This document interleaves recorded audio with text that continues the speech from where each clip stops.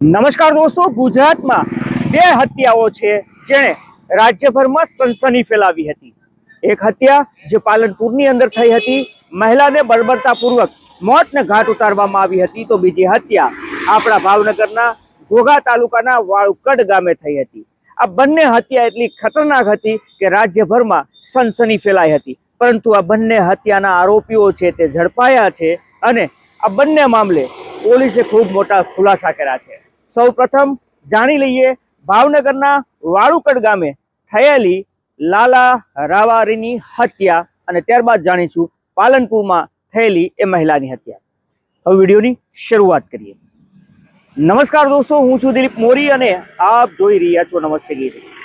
ભાવનગર જિલ્લાનું ઘોઘા અને ઘોઘા તાલુકાનું વાળુકડ કરીને એક ગામ છે। આ ગામમાં થોડા દિવસ પહેલા એક રબારી યુવાન જેનું નામ રવિ રબારી હતું ઉર્ફે લાલો રબારી, આ લાલા રબારીની જાહેરમાં સાંજના સમયે ગામના ચોકમાં તેની હત્યાને અંજામ આપવામાં આવે છે। મોપેડ ઉપર આવેલા હત્યારાઓ છે જેણે આ રવિ રબારી પાસે મોપેડ હતું તેને રોકી તેને ધક્કો દઈ નીચે પાડી અને ત્યારબાદ તેના ઉપર છરીઓ વડે તૂટી પડે છે। આ દ્રશ્યો છે તે લાઈવ કોઈ કેમેરામાં કેદ કરી લે છે અને તે વાયરલ થાય છે। એ વ્યક્તિનું ઘટના સ્થળે જ મોત નીપજ્યું હતું અને તેના શરીરમાં એ છોરા પણ ભોકાયેલા જ રહી ગયા હતા। સવાલ હતો કે જૂની અદાવત, પ્રેમ પ્રકરણ કે અન્ય કોઈ કારણ, આ મામલે પોલીસે તપાસ શરૂ કરી હતી। એએસપી હોય, ડીવાયએસપી હોય, મોટો પોલીસ કાફલો ઘટના સ્થળે પહોંચ્યો હતો। લોકોમાં પણ ભારે રોષ હતો, પરંતુ આખરે પોલીસે 3 આરોપીઓ છે તેને ઝડપી લીધા છે અને જે ખુલાસા થયા છે એ ખૂબ ચોંકાવનારા છે। આ 3 આરોપીઓમાં એકનું નામ છે હરેશ ઉર્ફે હરિગોપાલ આલ નામનો એક આરોપી છે, બીજો આરોપી છે તે કિશોર ઉર્ફે કિશન છે અને ત્રીજો આરોપી છે જે રોહિત, તેનું નામ છે તે પાછળથી ખુલ્લું છે કારણ કે આ 3 લોકો હતા જેમાં રોહિત અજાણ્યો આરોપી હતો।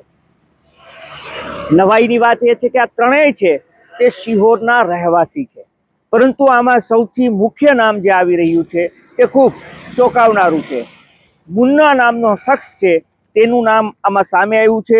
મુન્ના બલિયા કરીને છે। આ મુન્ના બલિયા જે અમદાવાદની અંદર રહે છે અને જે જે મૃતક છે લાલો રબારી, તેની માતા ધનીબેને ફરિયાદ નોંધાવી હતી કે આ મુન્ના તેની સાથે પહેલા તેનો દીકરો લાલો રબારી છે તે અમદાવાદની અંદર હતો, ત્યાં ડ્રાઈવરનું કામ કરતો હતો અને આ મુન્ના બલિયાની જે દીકરી છે જાહ્નવી, તેની સાથે તેને પ્રેમ થઈ ચૂક્યો હતો અને એ પ્રેમ આ મુન્નાભાઈને પસંદ નહોતું અને તે રાજી નહોતા।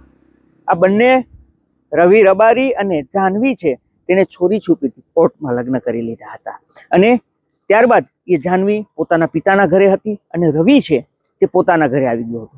આની ભનક છે તે આને શાયદ લાગી ગઈ હતી અને તેના કારણે જ હત્યાના 4 દિવસ પહેલા આ કિશન અને આ હરેશ છે તે આ લાલા રબારીને ઘરે જાય છે, ત્યાં તે નહોતો, તેની માતાને ધમકી આપે છે કે તમે અમારી ઇજ્જત ઉછાળી છે, ક્યાં છે લાલો, ક્યાં છે રવિ રબારી, જેથી હાથમાં આવી ગયો તેથી તેને ખતમ કરી નાખ્યો। અને બન્યું પણ કંઈક એવું જ, એ જ અદાવતના કારણે મનાઈ રહ્યું છે કે લાલા રબારી ઉપર એ ચોકમાં જ્યારે ઘરેથી બસ સ્ટેશન બાજુ આવે છે આંટો મારવા માટે 2 દિવસ પહેલા, ત્યારે આ 3 લોકો તેની પાછળ આવીને તેને પછાડીને તેના ઉપર હુમલો કરે છે અને આ હુમલો ખૂબ ઘાતકી હતો। જો કે આ 3 આરોપીની ધરપકડ થઈ ચૂકી છે। મુન્નો બલિયા છે જે મુખ્ય આરોપી માનવામાં આવે છે અને તેના કહેવાથી આ થયું હોવાનું મનાઈ રહ્યું છે, તેની પોલીસ શોધખોળ કરી રહી છે। આખરે મુન્નો ઝડપાય ત્યારબાદ વધુ પોલીસ છે ત્યાં સમગ્ર મામલે ખુલાસા કરી શકે છે। તો કે હાલ ચર્ચા સામે આવી છે કે આ પ્રેમ પ્રકરણે આ રવિ રબારીનો ભોગ લીધો છે। હવે દોસ્તો વાત કરી લઈએ પાલનપુરની। બનાસકાંઠાનું પાલનપુર છે જ્યાં શાંતિબેન આકેડીવાલા અને તેના પતિ છે, જે બંને તેના પતિનો એક વિડીયો સામે આવ્યો હતો। શાંતિબેન આકેડીવાલા છે તેની હત્યા થઈ હતી, તેની હત્યાને લઈને સમગ્ર રાજ્યભરમાં ખોફ ફેલાયો હતો કારણ કે એવી ક્રૂરતાપૂર્વક આ શાંતિબેન આકેડીવાલા છે તેની હત્યા થઈ હતી। વસંત આકેડીવાલા છે તેના પતિ છે।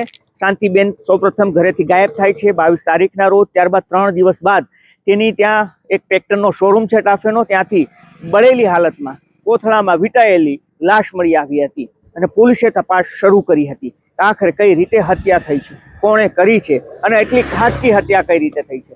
પોલીસની તપાસમાં જાણવા મળ્યું કે એક રેખાબેન રાઠોડ છે, તેજાભાઈ રાઠોડ છે. આ બંનેનો ફર્નિચરનો શોરૂમ છે. રેખાબેન છે ફર્નિચરની દુકાન છે અને રેખાબેન છે તે આ શાંતિબેન આકેડીવાલાના ઘરે છેલ્લા 15 વર્ષથી કામ કરે છે. ખૂબ સારા સંબંધ હતા અને તેના ફર્નિચરની દુકાને ગયા બાદ ત્યાંના સીસીટીવીમાં તે કેદ થયા હતા, પરંતુ પરત ન આવ્યા, જેના કારણે પોલીસને શંકા ગઈ કે આ ક્યાંક ને ક્યાંક રેખાબેનનો આમાં હાથ છે, જેના કારણે તેની અટકાયત કરવામાં આવે છે. પરંતુ તેની માનસિક સ્થિતિ બગડે છે, તેને હોસ્પિટલે ખસેડવામાં આવે છે. પરંતુ હવે રેખાબેન અને તેના પતિ જે તેજાભાઈ છે એ બંનેની પોલીસે ધરપકડ કરી છે. એ બંનેને જાણવા મળ્યું છે કે આ જે શાંતિબેન આકેડીવાળા છે તેનું 79 તોલું સોનું એને આપ્યું હતું અને 2 લાખ રૂપિયા રોકડા આપ્યા હતા અને પૈસાની ઉઘરાણી કરવા ગયા હતા ત્યારે તેને પ્રસાદમાં નશાનો પદાર્થ ખવડાવી દેવામાં આવે છે, બેહોશ થાય છે અને બેહોશ થયા બાદ ત્યાં અન્ય 2 યુવકો પણ આ ફર્નિચરના શોરૂમમાં હતા. તેણે આ જે શાંતિબેન આકેડીવાલા છે તેનો ક્લચ વાયરથી ગળું દબાવી દેવામાં આવે છે, તેની હત્યા કરવામાં આવે છે અને હત્યા કર્યા બાદ તેને કોથળામાં વીંટળી તેને કાફેના શોરૂમની ત્યાં એક ભોંયરું છે ત્યાં ફેંકી દેવામાં આવે છે અને તેમાં પેટ્રોલ છાંટીને આગ લગાવીને પુરાવાનો નાશ કરવાનો પ્રયાસ કરવામાં આવે છે. પરંતુ પોલીસે આ તમામ આરોપીઓને ઝડપી પાડ્યા છે, જેમાં એક રોહિત મકવાણા અને વિષ્ણુભાઈ વાલ્મીકી કરીને છે એ બેની પણ ધરપકડ કરી છે. કુલ 4 આરોપી રેખાબેન, તેનો પતિ તેજાભાઈ અને આ વિષ્ણુ વાલ્મીકી અને રોહિત મકવાણા 4 આરોપીઓની પોલીસે ધરપકડ કરી છે અને કાયદેસરની કાર્યવાહી હાથ ધરી છે. પોલીસે તેના રિમાન્ડ માંગ્યા છે કે શું તેણે કર્યું હતું, શું પૂરી મેટર છે. તો આમ 79 તોલું સોનું અને 2 લાખ રૂપિયા એવી મનાઈ રહ્યું છે કે શાંતિબેન આકેડીવાલાએ આ લોકોને આપ્યું હતું અને એની ઉઘરાણી કરતા હતા, ત્યારે આ લોકોની દાનત બગડે છે અને તેને મોતને ઘાટ ઉતારે છે. સવાલ એ છે કે 79 તોલું સોનું અને 2 લાખ રૂપિયા આપ્યા હતા એ વસંતભાઈને ખબર હતી કે કેમ, અને આપ્યા હતા તો શું હેતુથી આપ્યા હતા, શું ધંધાના હેતુથી આપ્યા હતા કે અન્ય કોઈ કારણોથી. આ તમામ ખુલાસા છે તે આ પોલીસ તપાસ બાદ બહાર આવશે. તો કંઈક ભાવનગર અને પાલનપુરની અંદર જે હત્યા થઈ હતી એ ખૂબ જ ખોફનાક, ખૂબ જ દર્દનાક, ખૂબ જ પીડાદાયક અને માનવતાને શર્મસાર કરતી ઘટનાઓ બની હતી. આપનું આ મુદ્દે શું કહેવું છે આપ જરૂરથી કમેન્ટ કરજો. અમારો હેતુ કોઈને નુકસાન પહોંચાડવું, બદનામ કરવાનો નહીં, આપને સચેત અને જાગૃત કરવાનું છે કે આપણા રાજ્યની અંદર પણ આવી ઘટનાઓ છે તે બની રહી છે. આપ પણ સાવધાન રહો, સલામત રહો, સતર્ક રહો, જોતા રહો. નમસ્તે ગીર. આભાર.